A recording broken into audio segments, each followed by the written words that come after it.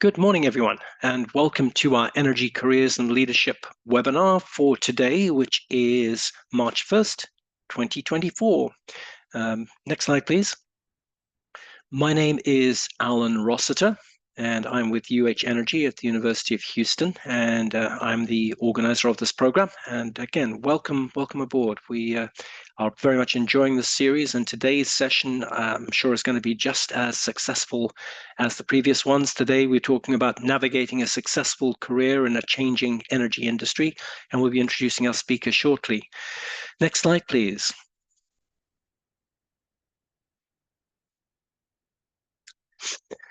So most of you have been in the earlier presentations, and so this is going to be the fourth presentation in the series.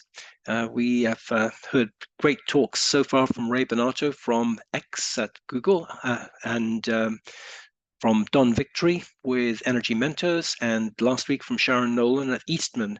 Today's speaker is going to be Jane Stricker, and the introduction for her will come a bit later. And then we'll actually have a break, and I need to remind you of this. Spring break is coming up, and after today's session, we'll have a 2-week break before the next one, which is actually going to be on March 22. So next week and the following week, we will not have sessions, so please be aware of that. Next slide, please. Just a few notes for those of you specifically who are interested in getting the certificate at the end of this series.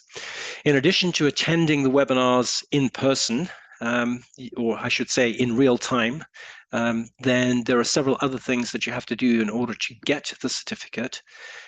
You must join the program with your unique Zoom link. That allows you to verify your attendance.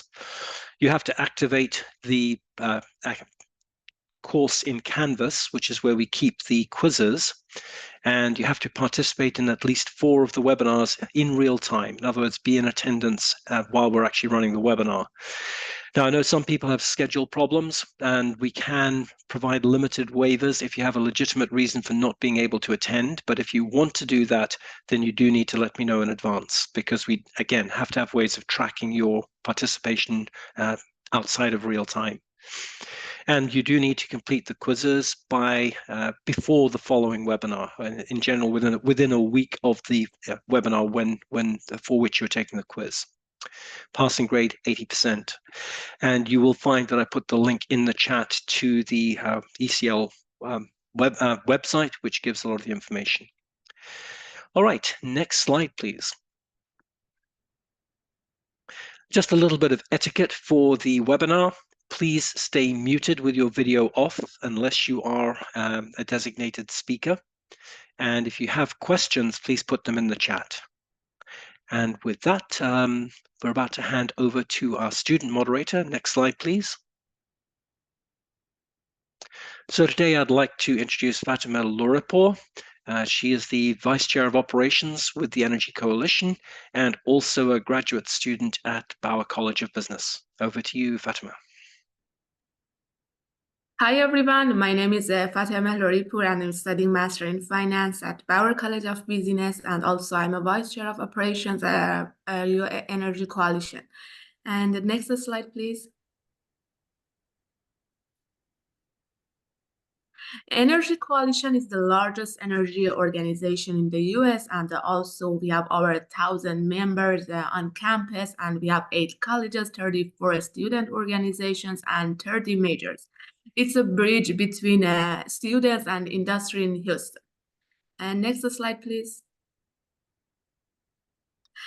We have a lot of upcoming events which you can be a part of them, and you can see our events here, our networking event with energy professionals, and also career readiness sessions, and crawfish boil hydrogen symposium, and our biggest event banquet. And also, please scan the QR code, and also Dr. Allen provided a link in a chat that you can be a part of Energy Coalition. And next slide, please. And now I want to introduce our speaker today is Jane Stricker, the Senior Vice President and Executive Director of Houston Energy Transition Initiative. And now I hand it over to Jane. You're muted, Jane. I knew I was going to do that. I knew it. Never happens to me. I thought I would forget that I put myself on mute. Yeah. Thank you so much, Fatima, and thank you, Alan. It's such a pleasure to be here and be a part of this program. When Alan reached out and asked me to participate in this, I was super excited. This really brings together two things I have a ton of passion about. One is the energy transition, and the other is working with students and young people as they're thinking about their careers. So thank you so much. I'll just give a little bit of background on myself, and then we can jump in. Next slide, please. So before we get in too deep, I thought it would be helpful to set a little bit of context about what the Greater Houston Partnership is and what HETI, or the Houston Energy Transition Initiative, is. I have been with the Greater Houston Partnership for a little over 2 years now, after a 20 or so year career with BP in a number of different roles, and we'll talk about that in a little bit. But the Greater Houston Partnership is in combination of what we would consider an economic development corporation, a chamber of commerce, and the World Trade Association. So all three of those organizations a number of years ago in Houston came together. And really what it is, it's the primary business organization, and really represents, if you think about the companies that have their headquarters and that are based here in Houston, we bring together the leaders of those organizations to solve the biggest challenges that the region of Houston is facing, in terms of being able to continue to have great economic growth and opportunity. And so our mission at the Greater Houston Partnership is really around making Houston the best place to live, work, and build a business. And about 2 years ago, the Greater Houston Partnership launched what they call the Houston Energy Transition Initiative. And that is really a coalition of industry, academia, government, public and private organizations that have come together to really ensure the long-term economic competitiveness of Houston as we transition to a lower carbon energy future. And so if you think about the fact that 40% of the jobs in Houston are still very much tied, either directly or indirectly, to our traditional energy businesses, and the reality is those businesses have continued to get more efficient over time through technology. So if you look at a curve on energy production and jobs associated with that over time, less and less jobs necessary to get more and more production. And so what we know is that as we make this transition to a lower carbon energy future, if we're not thoughtful about how we do that here in Houston, we run the risk of having significant economic downside for the region. But on the other side of that coin, if we really lean into the transition and really think about how do we maintain Houston's leadership in energy through that transition, we have the potential to continue to grow the economy, grow the businesses, and have great jobs here for the long term. And that was really why this work was started. And so our steering committee is a collection of about 25 companies that represent the entire energy value chain. So from the technology developers and the EPCs to the integrated energy companies like BP, Exxon, Shell, Chevron, and everything in between. So we've got midstream players, we've got refinery players, we've got petrochemicals companies like Dow, LyondellBasell, and SABIC, and then we've also got companies like Sonova that are really leading the way in solar. And so we work across a number of working groups and initiatives to really think about how do we position Houston to take advantage of the opportunities that the energy transition presents. And for me personally, the energy transition has been a game changer for my career. And we'll talk a little bit about that along the way, but towards the end of my presentation today, we'll talk a little more depth about how someone who started in the energy industry, really all the way back into, retail gas stations over 20 years ago, is now leading an initiative on behalf of, some of the largest energy companies in the world, in Houston. So that's just a little bit of background, but I also want to start out with a bit of context around the energy transition itself. So next slide, please.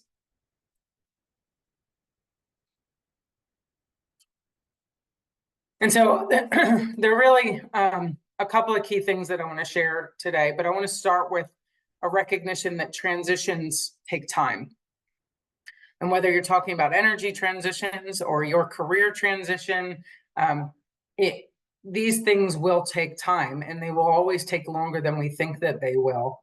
And so I think it's good to get a good grounding for this discussion as we move forward. So today I'm going to share a couple of key thoughts with you to try to put some context around the dynamic nature of the energy transition.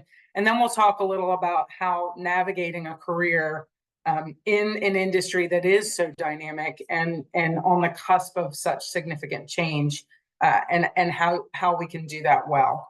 Next slide, please. So first and foremost, I think in this discussion, and when I engage people on the topic of energy and climate, which can oftentimes become a very controversial subject, I think it's really important that we recognize that multiple things can be true at the same time. And that's really at the heart of what we talk about when we talk about the dual challenge. And that is that the world is going to require significantly more energy to meet growing global demand. And at the same time, we have to significantly reduce CO2 emissions to mitigate the worst impacts of climate change. So next slide, please. I think this is a really helpful slide because I think sometimes it's easy for us, particularly here in the US, to forget that over 60% of the world's population lives in some level of energy poverty. And so when Dr. Scott Tinker shared this slide for the first time in a conference that I attended, I thought it's such a great visual representation of the reality of what energy poverty really looks like. And if you look at those 6 countries listed there, and the average person in those countries has access to less energy than your refrigerator, and acknowledging that many of us have at least 2 refrigerators in our home operating 24/7, it's a stark reminder that we are incredibly fortunate and our lives have been significantly improved over time as a result of having access to energy. And that's really the first side of that dual challenge coin, that in order for people to have access to the quality of life that many of us have enjoyed, access to energy is absolutely essential to that. And so next slide, please.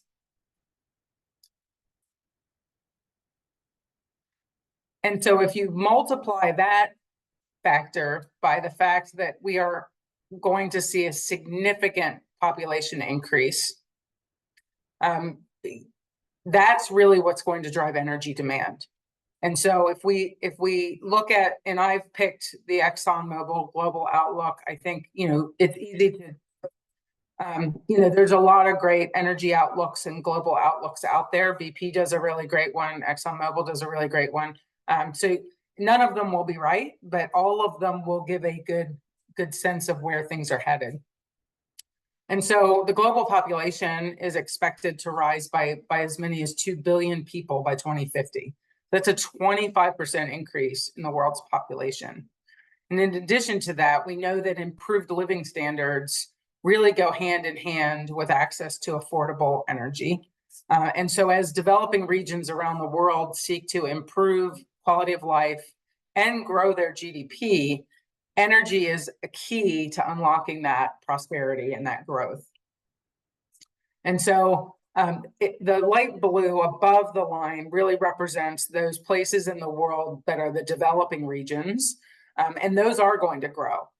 And in the developing world, we would expect a significantly lower population growth. And in some areas, there's likely to be some contraction, leading to an overall decline in energy use, multiplied by, again, energy efficiency and improved ways of doing things.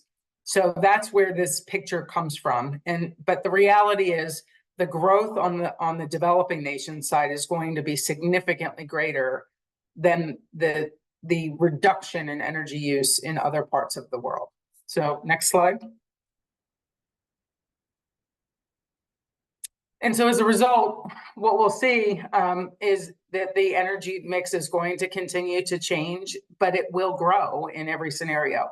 And so while forecasts around peak oil and gas, really demand varies quite significantly from outlook to outlook. I think there's a lot of question over when we will hit peak oil demand. But regardless of when you think we are going to hit the peak, the reality is we're going to need both electrons and molecules for the foreseeable future. And so I think it's really important that we make sure that we think about the energy transition in the context of things stay in the mix for a long, long time. We aren't going to see a sudden drop off. It's not a switch where we can just suddenly shut off oil and natural gas because we've turned on other solutions. And so the world is going to continue to need both. The world will continue to need more energy. The forecasts on how much vary, but in this forecast, we see as much as 5x increase in wind and solar energy. And so renewables does continue to grow. We will continue to see more and more renewables playing a key role in delivery of energy. And the role of electricity, regardless of the underlying source, will continue to grow very rapidly. And so the ExxonMobil outlook reflects growth in electricity of roughly 80% over the next 25 years. And then finally, although energy sources like coal will decline significantly, none of our existing energy sources is expected to exit the energy system by 2050. I think it's really important to note that there's only been one time in history where a source of energy has come into the energy mix and also left the energy mix. Every other energy source that has come into our mix has stayed in the mix for the long term. And the only one that has ever come into the mix and gone out is whale oil. And that was one of the very early sources of energy. And it no longer exists, but everything else that's been developed for energy production continues to be a part of our mix for the future. Next slide. And so with that as the backdrop, we recognize that emissions will decline, but nowhere near enough for us to hit a net zero by 2050 target. And so if we look at this chart, what this really is showing is that with today's technology, with the technology that we currently have in hand that is demonstrated and proven today, we can't reach a net zero by 2050 goal. We can make significant progress, however, by doing what we know how to do today and by leveraging the technologies that exist today.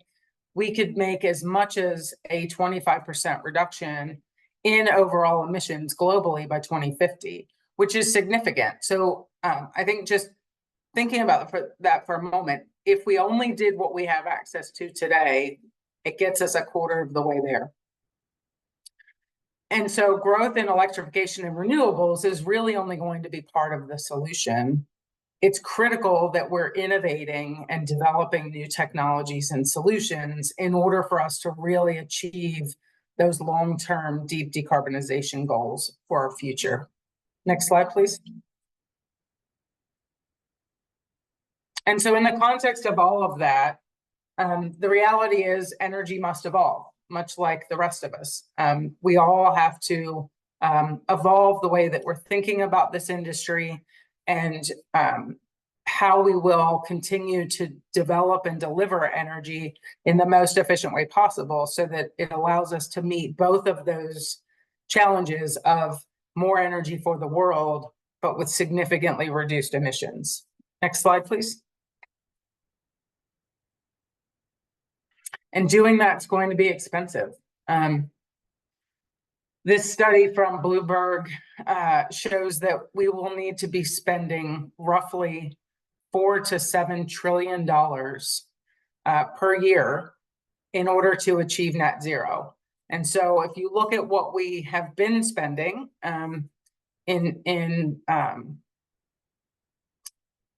date, it's nowhere near the level of spending that we're going to be that's going to be needed over the coming decades for us to meet that goal. And so if you look at the chart on the right, it shows $194 trillion in order to achieve a net zero scenario, with the vast majority of that coming from the reduction in transportation emissions, or stated here as EV sales. And so all of that is really meant to show we need continued innovation, and we need a lot more money in the system in order to make this happen. Next slide, please.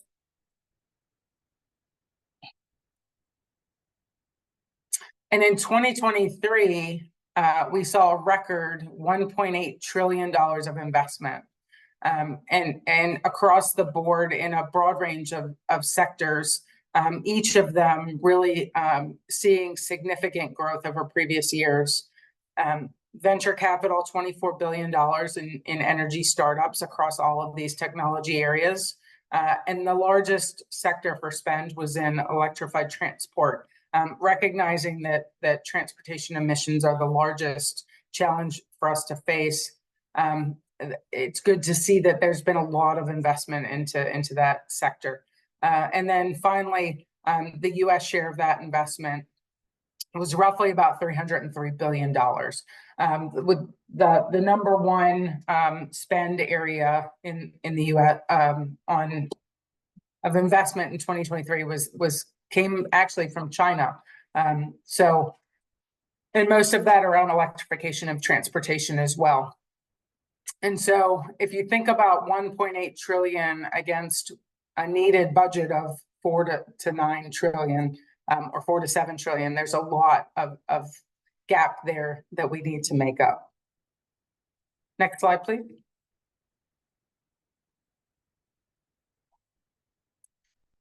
We also need to recognize that all energy companies are going to play a role in the transition. I think sometimes in other parts of the world, in other parts of the country, there's a perception that somehow there's going to be a whole bunch of new companies that are going to displace all of these existing energy companies, and that somehow there won't be opportunities and these companies won't play a role in the long term. And I think nothing really could be further from the truth. In Houston alone, we have over 5,000 companies in the energy sector that are based here, and they cover the board in terms of types of energy. And so when we talk about the energy transition, we talk about how important it is to have this mix of companies, because each of them will play a really important role in the transition. And I think if you think about that in the context of your own career, recognizing that there will continue to be really great opportunities for you in your career in all of these types of companies as that transition happens, because they will all be important for the long term. And so whether it's the incumbent energy companies, the traditional oil and gas firms that are out there that aren't developing entirely new business lines, they're not doing CCUS, they're not starting renewables businesses, but they are very much focused on reducing the emissions and decarbonizing their own operations and their own businesses. And then the renewable companies, more and more of them here in Houston and in Texas all the time. Texas is now the #1 state for capacity for both wind and solar. And more of those companies are seeing Houston And this market is a great place to be, and leveraging the great talent that's here from the other parts of the energy industry. And then we've got the major integrated energy firms, the BPs, the Shells, the Chevrons, the ExxonMobils, who, in addition to their core businesses, are investing significant capital into their new low carbon businesses. And then finally, the new energy firms, those that are bringing those new technologies, new solutions, often backed by venture capital or private equity. They're the ones that are out there developing those technologies that are going to be the game changers for the energy system in the long term.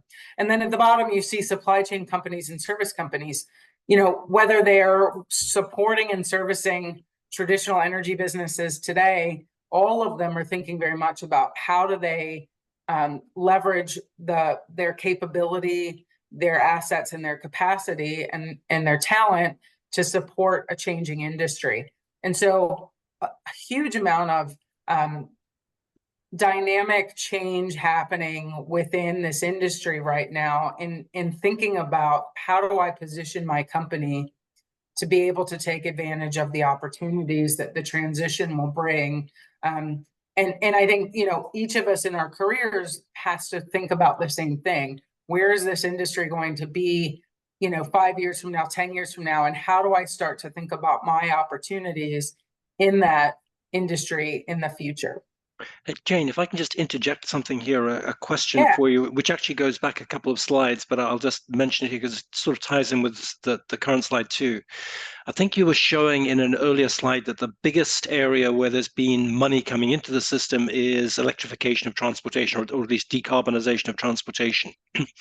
So the thought that was going through my mind at that point was, that's great. So you're spending money on EVs or whatever, but, and this sort of slide here sort of illustrates it, in order to get the real benefit, you also need to decarbonize electricity production. So do you know about that specific slide in general, whether that cost is included in the cost of decarbonization of transport? Does that include the decarbonization of the power production? Yeah, I don't think it includes the decarbonization of the power production. I think what it includes is the infrastructure related to EV expansion. And so while it's not going all the way back to the energy production aspect of, because I think that would be covered either in power or in, and we can jump back to that slide. Yeah, if you could go back, Rutuja, but I think that it represents to me a general part or a general issue that we need to think about in this. I think this is the right slide, right? Yeah, so low carbon power is a separate, and CCUS on power and things like that. So all those pieces in the green there are focused on power. And all of the things that are the investments that are being made to reduce power. Now, I think the other important thing to note from this is that the things that can be done quickly and don't require massive new facilities, EV sales is a big piece of this, because that doesn't require permits. It doesn't require a lot of the complex engineering. So while the dollars are lower in some of the other areas, I think that to me is a bit of a reflection of the fact that we're still at the front end on getting a lot of these projects off the ground. And as you know, FEED studies and final decision on investment, all of those things take the runway for those projects are significantly longer. So I would expect to see this shift in the coming decade, so that a significantly higher portion of funding is going into physical projects that have been permitted and final investment decisions have been made. Sure, but I think it reflects a general issue, though, that if you're looking at this, you really have to look at the whole supply chain. It's not just, hey, I've got a brand new, shiny EV. Well, that's somewhat beneficial, but until you decarbonize the power system, you're not really getting the full benefit. And I think that applies to this whole area, right? Absolutely, it does. And if you think about the companies that are working in the energy supply chain, they're very much thinking about, well, if I provide pumps and valves today for natural gas production and transport, is there an opportunity for my business to provide pumps and valves for the CCUS business, for the hydrogen business? Is there something in my in my capability and my business model today that would be applicable on the EV side. Sure. And so I think there's a lot of that. Again, looking at what is your core competency, and I think this goes straight to the piece around careers. What is your core competency, and how do I apply that in new ways to new businesses? And I think every company in this industry right now is very much thinking about how do they take, and that was really the premise for the Houston Energy Transition Initiative. How do we leverage the leadership and capability, the assets, the talent, all of that we have today for a new energy future? And I think we should think about, and I know for me, and thinking about my career, it's been very much how do I leverage the things that I've done in previous roles to help me navigate and find opportunities in this very new energy space moving forward. Great, thanks, Jane. Sorry to interrupt your flow there, but I thought that was an interesting discussion to have. So yeah, if you can go ahead now, back, Richard. If we can jump back up to, I think, 14. Yeah. Next slide, please. And so, again, I think the third piece that I wanted to share was the important role that innovation plays across the board in allowing us to meet the energy transition. And so whether it's technological innovation, business models, sorry, give me just 1 second.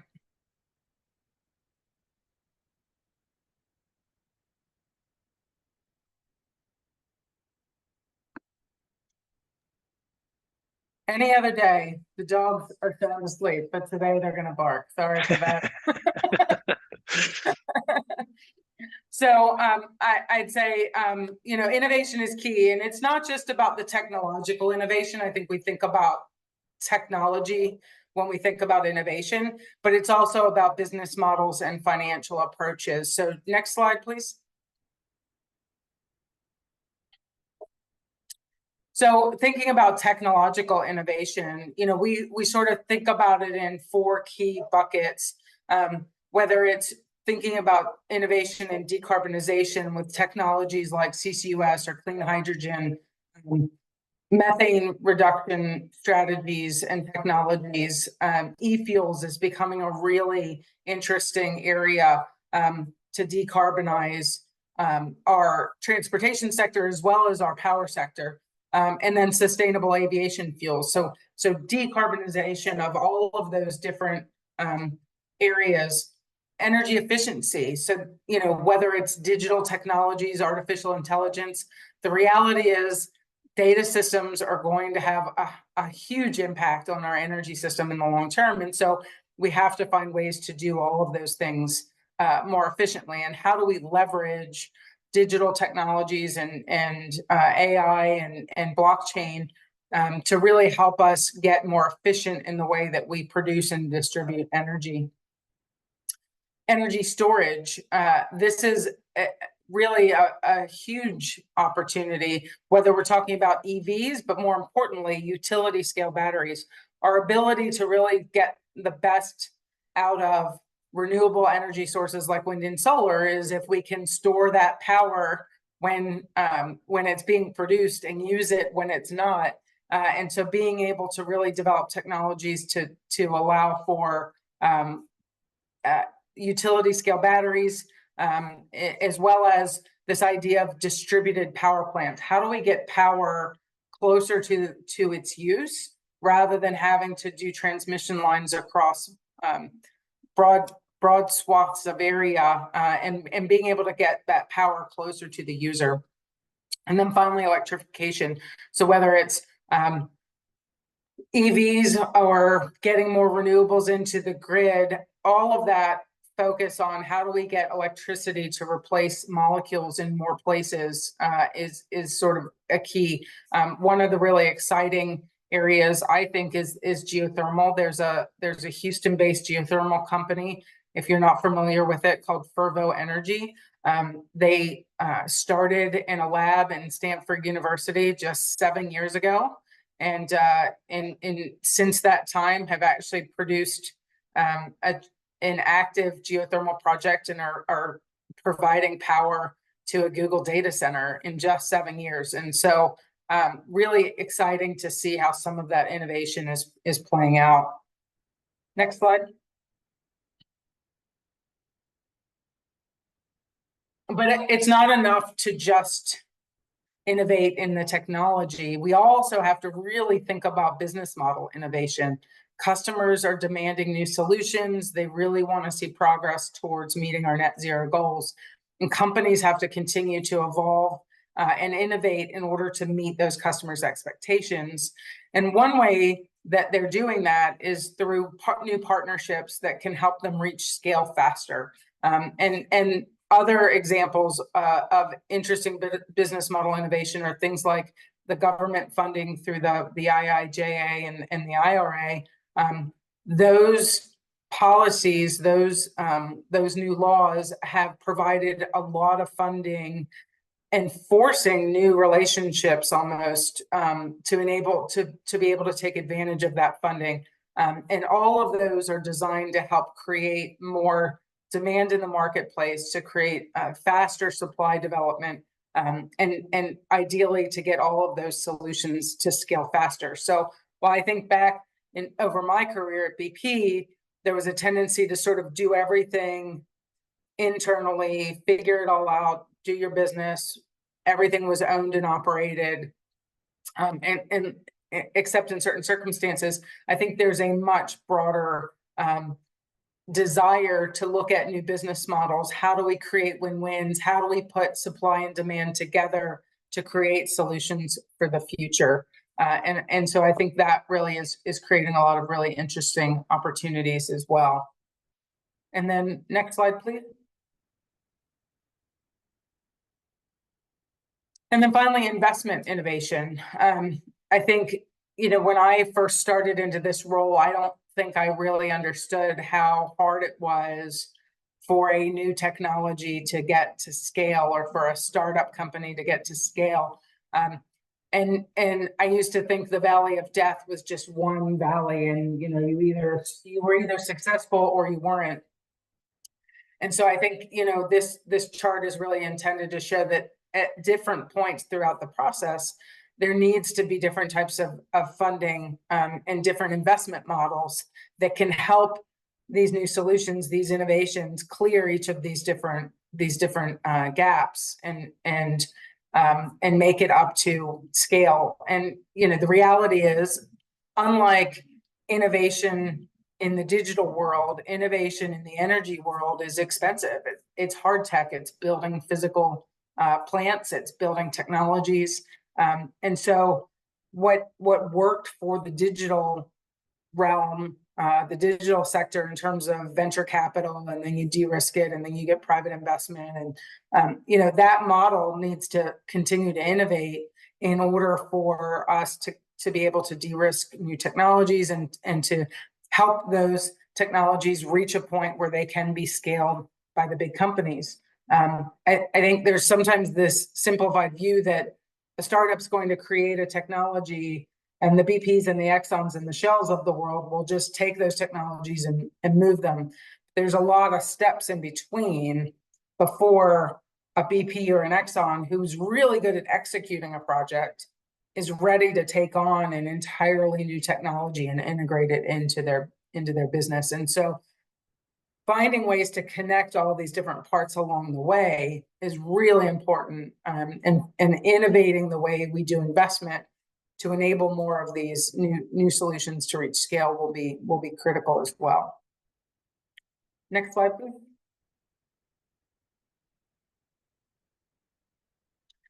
And so I think in the same way that the energy industry has to continue to adapt to meet the needs of that changing world, a successful career in the industry also requires that we be prepared to adapt and take advantage of changing opportunities. So if I think back on when I came into the partnership to lead this Houston Energy Transition Initiative, the idea was there's a massive amount of talent, capability, assets, infrastructure, and money here in the Houston region that understands the energy industry, and how do we leverage that while at the same time developing and growing new solutions for the energy industry to achieve our dual challenge and our net zero goals.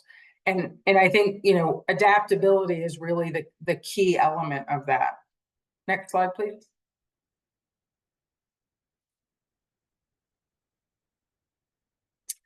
And I love this chart because it really shows how, as the technology has evolved, in terms of the things that we have access to, the different uses for energy, that has driven the change in our energy system, and vice versa. I think having access to different energy solutions has enabled an evolution of our technologies. And so it's a very symbiotic relationship, but the key here is that we have to continue to evolve in order to continue to be able to evolve our energy system, to evolve our technology uses. All of those things will continue to change over time, and we have to figure out how do we take advantage of those opportunities in a very rapidly changing environment. Next slide, please.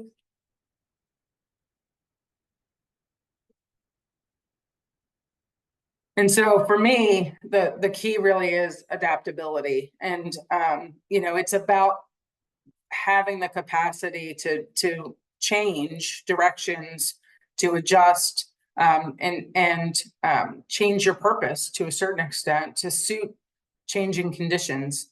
Next slide, please. And so I want to talk a little bit about, you know, career paths and expectations. I think, you know, if I think back to when I was graduating from college, you know, in my mind, I anticipated a career path that looked very much like this. I would get my first job out of university, and then I would get promoted to the next job, and then the next job, and then I would ultimately become a supervisor, and then I would become a manager, and then I would become a director, and it would be a very linear progression. You know, I think sometimes we sit down and we think about what are my career goals, and it sort of forces you to think about job titles. And I think sometimes that gets us caught up in this view that a successful career path needs to be very linear, and you need to know exactly what every job you want is going to look like and how you're going to get it and what it will lead to. And so having that in your mind, it's important to have a view of what do you want your career to look like. But I would just say, be mindful not to set an expectation that it has to be specific job titles, that it has to be in specific parts of businesses, and that in order to be successful, you have to, you know, if you're a petroleum engineer, that you have to do this set of jobs and then be a rig engineer and then do the next job and the next job.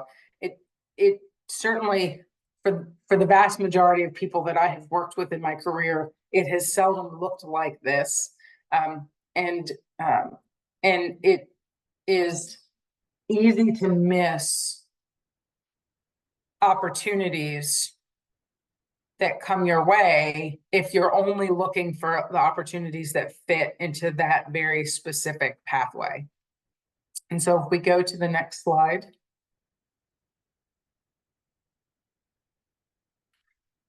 This is my career path. You know, I before I joined BP in 2000, I graduated from college in 1995. I worked for JCPenney's and I worked for London Fog. My background was very much a retail business background. And I joined BP in their retail business. So a lot of people ask me, you know, what was it like to join an oil and gas company, you know, in 2000? And I tell most people I didn't even realize I joined an oil and gas company. I thought I was joining a retail, you know, a convenience store business, because that was really how I came in to the business was on the convenience store side of the business and doing strategy and planning and you know, for me, selling gas was just another thing that you sold at the store because of my retail mindset. And so the first half of my career, the first 8 years, were really in that part of the business. I didn't even really recognize the size and scale of BP and everything that it did. I was fortunate enough a few years into my career to be able to go back to school and get my MBA, and I had a finance focus. And so I made the transition from there, from working in the retail and marketing side of the business to moving into a corporate finance role that brought me to Houston, that gave me a line of sight to the entirety of the BP business. My job in 2008 was really to manage, BP has an internal bank, so to speak. And so all of the funding flows come from the central bank out of London and then a central bank that's in the US. And so my job was to manage all of the operational funding for BP's US businesses. And so managing that funding position in the context of the entire company gave me the opportunity to see all of the different kinds of businesses that BP operated in the United States, which really opened up my eyes and opened up the opportunity for me to work in a lot of different areas of the business. From there, because I was so well versed in BP's corporate structure, because of my role in managing the financing structure, I was then asked to move into the company secretary role. And for those of you who aren't familiar with what a company secretary does, they manage all of the legal entities. And you know, if you think about a board of directors, like the board of directors for BP PLC, there's a company secretary who's responsible for managing that board of directors, coordinating the meetings, but also working with the directors to make sure that they understand their fiduciary duties, that they are prepared to respond to the questions and provide guidance and insight at the corporate governance level. And so I managed all of the various boards of directors that had for the US companies that were operational. So for our Gulf of Mexico business, for our downstream refining business and petrochemicals business, for the trading business, and then for BP America as a whole, managing all of those boards of directors and the decision-making associated with those operational entities. And so that was a really great chance for me to get more familiarity with a lot of different parts of the BP business. And then from there, post the Deepwater Horizon accident, BP was subject to 2 federal agreements, one with the Department of Justice and one with the Environmental Protection Agency, for 5 years of regulatory compliance obligations under each agreement. And so I was asked, because of my knowledge of the business, the networks that I had built, and the reputation that I had built around being really good at managing very risky compliance-related activities, governance-related activities, I was asked to manage BP's compliance with the federal government under those 2 agreements for 5 years. And so I think what was most interesting about that role was there was an agreement that was for the Gulf of Mexico operations and safety and compliance there. But then there was an environmental EPA agreement that was more around BP's ethics and compliance policies, and that applied to all US employees. So 14,000 US employees, all of our companies, all of our operations were required to do certain things to demonstrate compliance. And so my job was to make sure we met all of those milestones, that we completed all of those obligations, and that we were able to document and be audited. But again, that required me really getting to know all of the different businesses, and getting people to understand why it was important for them to do these things, but also recognizing that it was my day job, but nobody else's. So finding ways to get people to do what needed to be done, and to do it in a timely manner. So really, relationship management was what I gained in that role, and really taking something really complex, getting a lot of people to participate in it, and being able to execute on that plan. When that work wrapped up, BP had agreed to chair a National Petroleum Council study on carbon capture, use, and storage.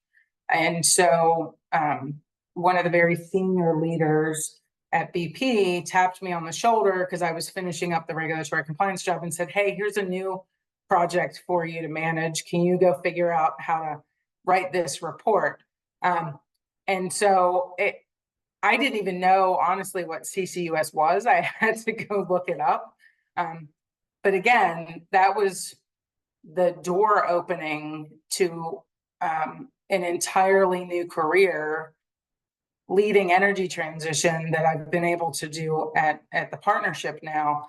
And so, having that role really gave me access to bringing together a really wide group of stakeholders, a number of companies. I think we had 350 participants on that study from over 100 organizations, including energy companies and NGOs and ENGOs and government agencies and academic institutions. And so, leveraging the skills that I've gained in other jobs along the way really helped me lean into that role, learn and leverage, the things that I did really well in previous jobs to help me be successful in that job.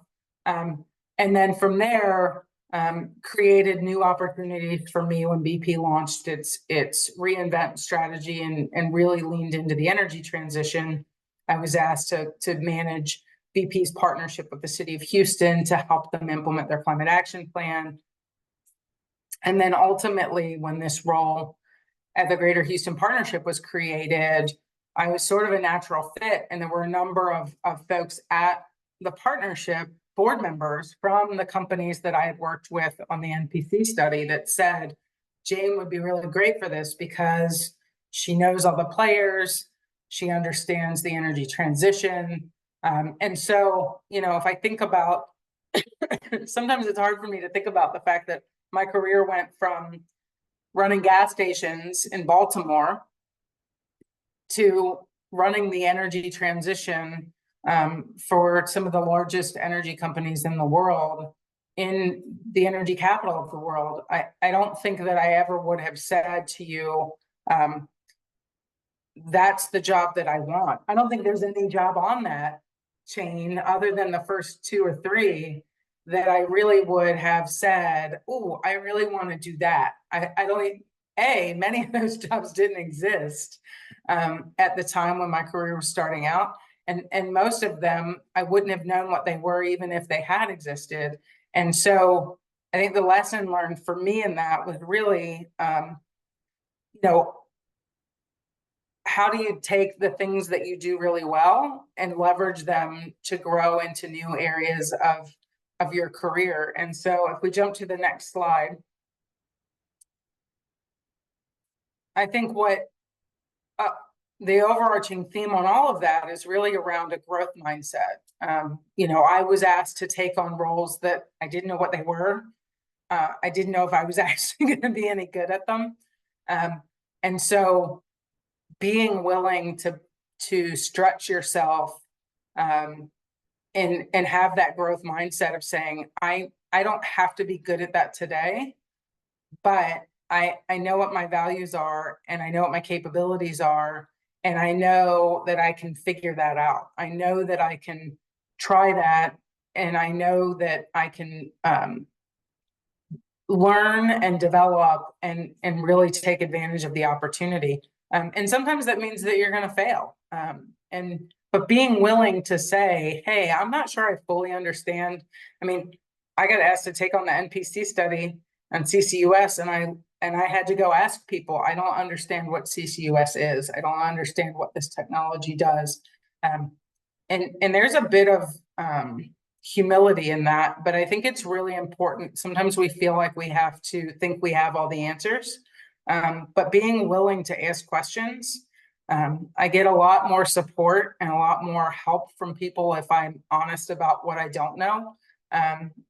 And if I own my mistakes and acknowledge that I'm probably gonna fail a few times. And then I think, you know, really what also helped me in my career was being able to seek out and find great mentors. Alan, I'm cognizant that we just have a few minutes left. I'm going to go to my last slide. And I think, you know, this for me sums up. So Rituja, can you advance the last slide, please? More slide, please. I tell people this all the time. Success is really going to be found at the intersection of what you're good at and what you have some passion about, or what you love to do. And so start by figuring out what it is you do really well, and then understand what drives you. And then you're always going to be able to test opportunities and new pathways against those two things. And it requires being honest with yourself about what you do well, but also really being honest with yourself about what you're passionate about, what drives you. So sorry, I probably went too long, Alan. Happy to answer a few questions. That was great. And there's a lot of stuff in the chat about how much people enjoyed, especially your discussion of your career. And I do have one quick question to throw in first, but then I want to get to that because Julie early on actually asked about the increase in cloud computing and AI. Does that influence demand forecast? And particularly, she's saying in terms of the magnitude, source, and impact of residential power reliability. Do you have any thoughts on that quickly? Because then we want to get back to your career. Yeah, actually, we were having a really interesting conversation about that just the other night with a couple of folks. And I think my personal opinion is that we are way underestimating how demand is going to grow as a result of the digital AI data needs. And so I think it's really, I don't know that the forecasts that we've looked at really include the reality of that situation, but it's going to be significant. Okay, good. Fatima, I think you have some questions to pass on. Yes, there is another question from Morgan.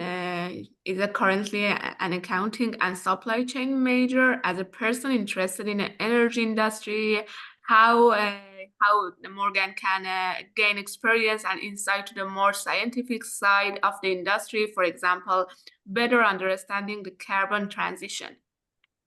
Yeah, I think there's a lot of different resources out there, you know, and I'm going to put in a plug for the National Petroleum Council study on CCUS, but I think that was a really great way for me to learn about a specific aspect of the energy transition and how technology can help to solve that challenge.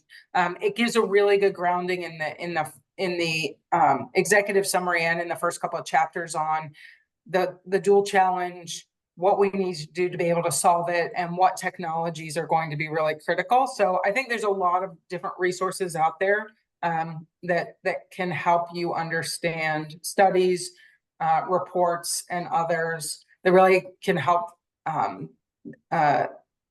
delve into different aspects of the energy transition. There are some more questions here. I guess we may have time for one more.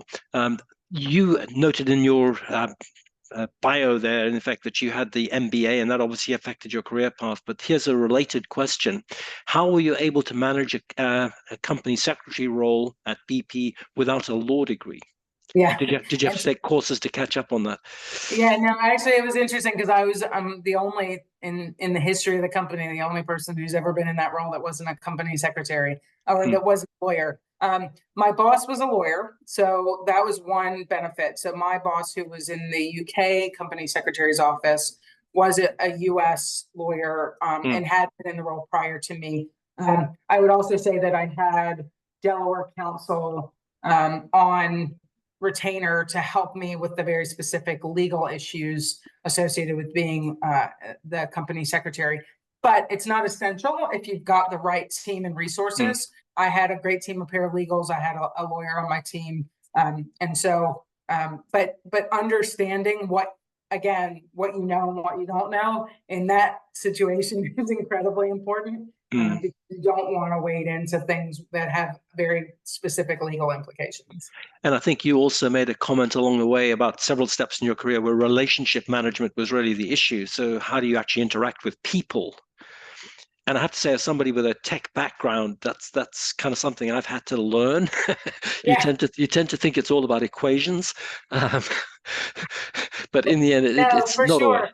I think developing relationships is really important. There was a book that I read while I was doing my MBA on managing from the shadow side. So learning how to drive effective decision making from the background, and so developing relationships in a way to help people get to where you need them to be without sort of trying to force that from the front side, and the importance of building those relationships and developing a set of resources and people. I mean, honestly, for me, just being willing to say, hey, I don't know what I'm doing, can you help me? Great way to build relationships, because people are always willing to if you go to them for their expertise, that really helps to build a great relationship. Instead of walking in trying to show them what you know, walk in and let them know that you need their expertise to help you. Yeah, it's a good point. So you commented earlier, a measure of humility is usually a good idea. Absolutely. Absolutely. Yeah. I'm afraid we've run out of time. But and apologies too, there are a number of questions in the chat and we've not been able to get to them explicitly, but I think you've picked up a lot of the threads and we really appreciate that. One final reminder to everyone on the call, again, I mentioned earlier, but we do not have sessions next week or the week after because of spring break. We will be back on March 22nd. So please join us then. And thanks again, Jane. That was a tremendous talk. We really greatly appreciated it. Thanks, Alan. I really appreciate the opportunity to talk with everyone. I'm sorry I couldn't get to more questions. Well, we'll have to have you come back to do that at some time in the future. So thank you so much. Sounds good. Thanks so much. Appreciate it. Bye-bye. Bye.